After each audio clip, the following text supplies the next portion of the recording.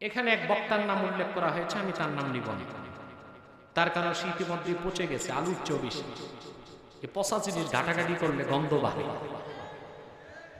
এই মৌলবী বলেছে সূরা কাহাফের ১১০ নম্বর আয়াত দিয়ে সে বলেছে নবী করিম সাল্লাল্লাহু আলাইহি ওয়াসাল্লাম নাকি আমাদের মতোই মাটির মানুষ।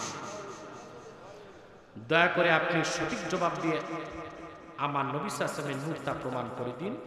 আচ্ছা, দেখুন এই বক্তা সূরা কাহাফের যে ১১০ নম্বর আয়াতটা বলেছে, ও জীবনে আয়াতের তাফসীর পড়ছে কিনা আল্লাহ জানে।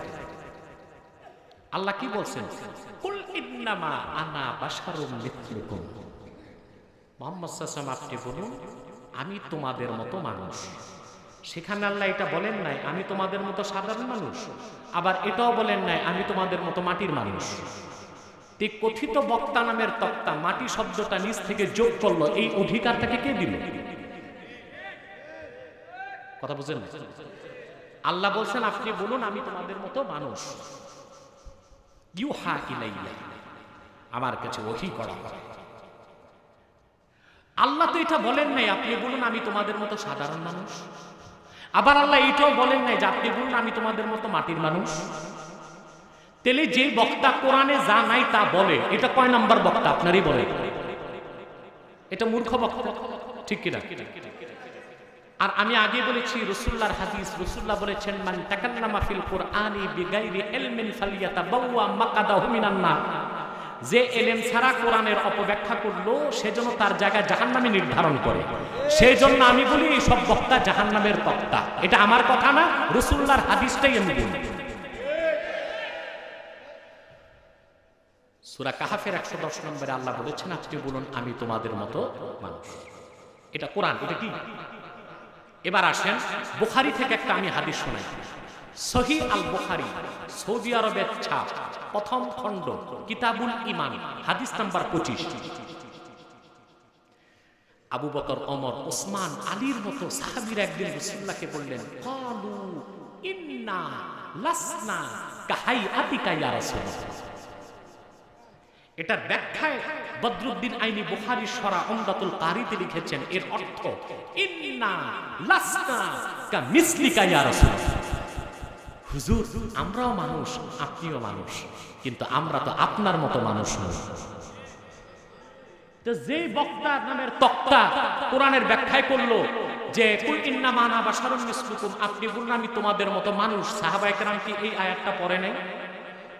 তো তারা কেন বললেন আপনি মানুষ আমরাও মানুষ, কিন্তু আমরা আপনার মতো মানুষ নই?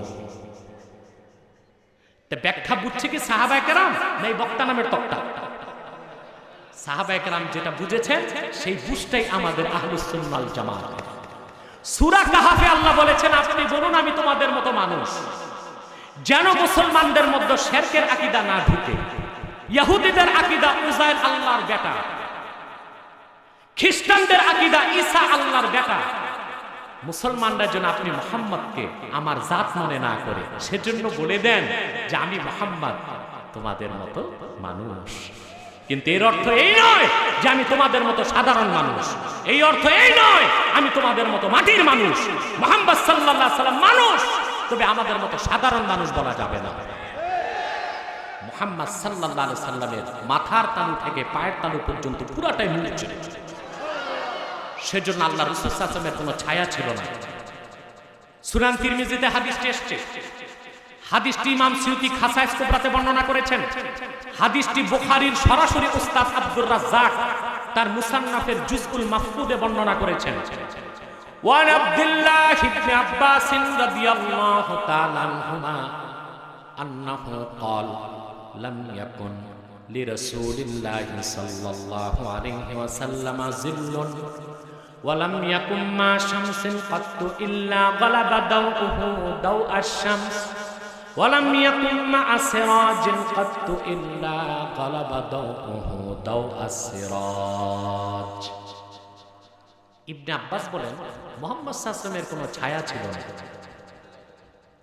মুহাম্মদ সাল্লাল্লাহু আলাইহি ওয়াসাল্লাম যখন সূর্যের আলোর নিচে দাঁড়াতেন, মুহাম্মদ সাল্লাল্লাহু আলাইহি ওয়াসাল্লামের দেহের নূর সূর্যের আলোর উপর প্রভাব বিস্তার করত।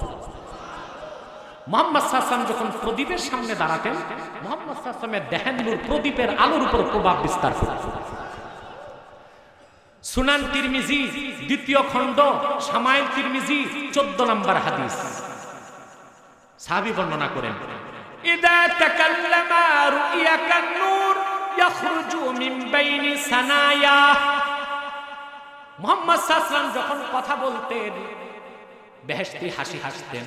হুজুর যখন বেহেশতি হাসি হাসতেন দুই দাঁতের মাঝখান থেকে নূর বের হয়ে যেত। দালাইলুন নবুওয়াত আল আজহার আল কাহেরা মিশরের ছাপ প্রথম খণ্ড 78 পৃষ্ঠা।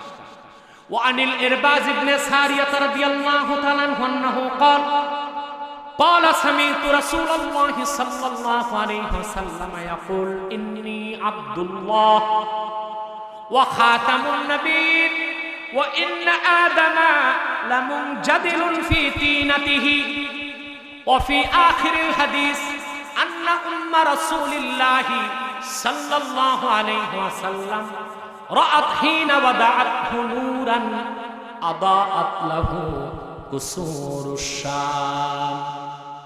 হাদিসটি বাইহাকি বর্ণনা করেছেন দালাইলুন নবুওয়াত প্রথম খণ্ড 78 পৃষ্ঠা, আল আজহার আল কাহেরা মিশরের ছাপ। হাদিসটি বর্ণনা করেছেন ইমাম তাবারানী মুজাম তাবারানীতে। হাদিসটি বর্ণনা করেছেন ইমাম সাখাবী তার কিতাবে। হাদিসটি বর্ণনা করেছেন ইমাম বুখারী তারিখে কবীরে। হাদিসটি বর্ণনা করেছেন আবু দাউদ। হাদিসটি বর্ণনা করেছেন ইমাম হাকিম তার মুস্তাদরাকে।